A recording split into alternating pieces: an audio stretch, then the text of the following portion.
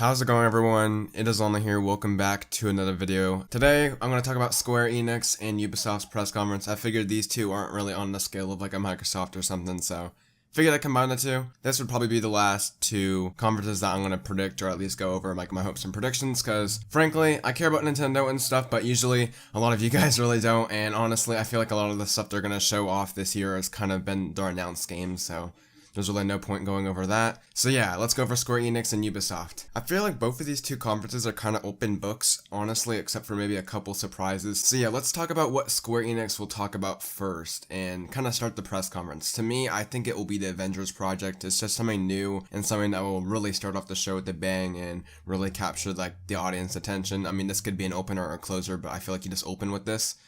I feel like this will be a combination of like gameplay and trailer. I feel like it's been like over 2.5 years almost at this point since we originally like saw the reveal of the title, so I wouldn't be surprised if we do get some gameplay in there. I feel like this will be like probably their biggest game at the showcase. Still gonna be story driven, kind of games as a service. You know, picking an adventure kind of like it's Overwatch, where as soon as you pick one, you know it's crossed out, kind of like that sort of deal, but it's gonna be like a co-op story driven kind of game. Pretty much all the leaks have been dead on. Yeah, this is the title I'm looking forward to the most. I believe it will start it off, and I think they'll just say 2020. I don't see this game coming out this year, obviously, because they would show it off, you know, beforehand. So this is definitely 2020 in my eyes, and yeah, gonna take off that, you know, Avengers Endgame hype, and looking forward to seeing it. You know, we know Final Fantasy VII Remake is gonna be here. If it's still episodic, which I believe it still will be, I wouldn't be surprised if we got like a window for that, like kind of like a release window, because I feel like they wouldn't show it off at Sony's State of Play and then show it off again at E3, unless there's going to be a substantial E3 showcase there. So maybe we get the first episode release date, or kind of like their vision for releasing these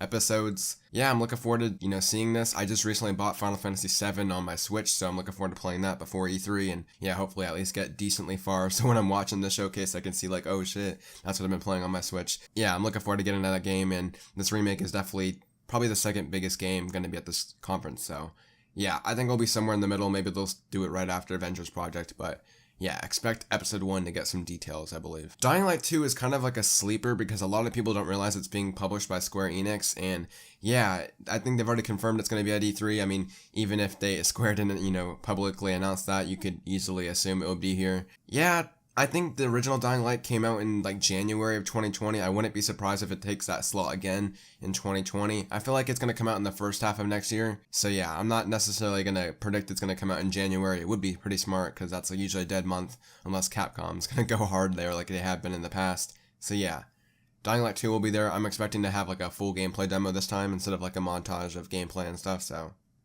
looking forward to seeing that. Maybe we'll get some more details on the story, and man, I can't wait for Dying Light 2. I love the original one, and just 2 looks way more ambitious.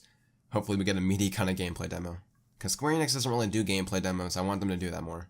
Kingdom Hearts 3 DLC, I imagine they're going to showcase some DLC for that because it's just sold so well. It's Kingdom Hearts. I don't know if they really do DLC like that, but I feel like something's got to be there. Some extra thing was going to be there, and they're going to talk about it in some form. So that's all I'm really going to talk about on that, because I'm not really much of a Kingdom Hearts guy.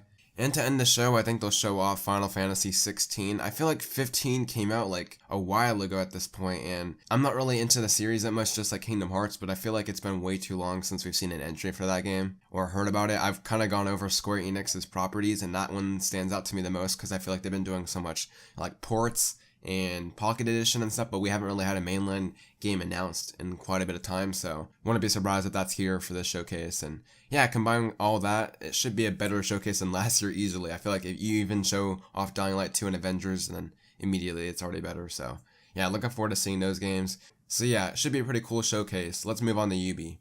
Ubi's also like Square Enix, where we have a lot of them already pretty much confirmed or leaked ahead of time, so yeah, of course, opening is going to probably be Just Dance. They usually like to get this over with and have like a musical introduction, so yeah, expect that to be memed, of course, online as always. Watch Dogs Legions, like the whole leaks that have been going around the internet, pretty much already were confirmed yesterday by Ubisoft. They've already teased it. It has like a red logo, and yeah, they pretty much just saw the leaks and were like, we'll be open about it, and that's how they're kind of rolling with the punches here. Expect the full reveal next week. Yeah, I think it will be similar to the Watch Dogs 2 reveal where, yeah, we're not going to get a trailer early like we did with Watch Dogs 2, but we'll get the full blowout at E3. A lot of people are saying Q4, this will be their Q4 game. Ubisoft have already kind of stated online in their earnings call and stuff that, yeah, Ghost Recon Breakpoint is their last game in terms of like the Q4 and stuff, and they have 2 unannounced titles in Q1, and to me, Watch Dogs Legions makes sense for one of that games, and yeah, a lot of games are coming out in 2020, I'm realizing, but it's going to be a good year for sure ending off this generation, so yeah, I'm looking forward to Watch Dogs Legion, easily the game of the show for me. Love Watch Dogs 1 and 2, can't wait to see it. The other game coming out in Q1 to me is probably going to be Roller Champions because, yeah, that's been making the way based on leaks and stuff, and I believe it will kind of take like the January, February time frame, kind of like Trials usually does, or at least did this year. So yeah, it's probably going to be like a smaller kind of multiplayer, more arcadey kind of game from Ubi like you see with Trials, and that'll probably come out in Q1 as well. I haven't really been following the leaks too much because I kind of just want to wait till Ubisoft reveals it themselves and stuff because it's always kind of like a ruined surprise. I believe like already artwork's coming out online and a lot of stuff, so trying to stay away from that. But yeah, whatever that game is from Ubi Roller Champions, that'll be here and probably be one of their big surprises there. Speaking of surprises, I'm expecting Nintendo to have a collaboration with Ubisoft again. But this time, instead of being like the whole Star Fox being in Starlink, whatever, this will be a full collaboration title, just like Mario Rabbids. Now, whether this is Mario Rabbids 2 or another collaboration, I honestly don't know. If it is another collaboration on like another series, maybe it wouldn't be here, maybe it's still taking some more time to make. But if it is Mario Rabbids 2, then for sure it has to be here because, yeah, it's been 2 years. I guess 1 year since we got the Donkey Kong kind of expansion, but yeah, it was a meaty expansion, but it wasn't that meaty, you know, so Mario Rabbids 2 maybe. I kind of don't want Mario Rabbids 2. I feel like I still haven't bought the DLC, and like ultimately there's a lot of content there that I wouldn't mind them if they branched off and did another Nintendo property, so yeah, they've been there at the last 2 press conferences. I wouldn't be surprised to see Nintendo on stage again and showcase them in. Now for kind of like the downer part, the stuff that won't be there. Assassin's Creed Ragnarok won't be there.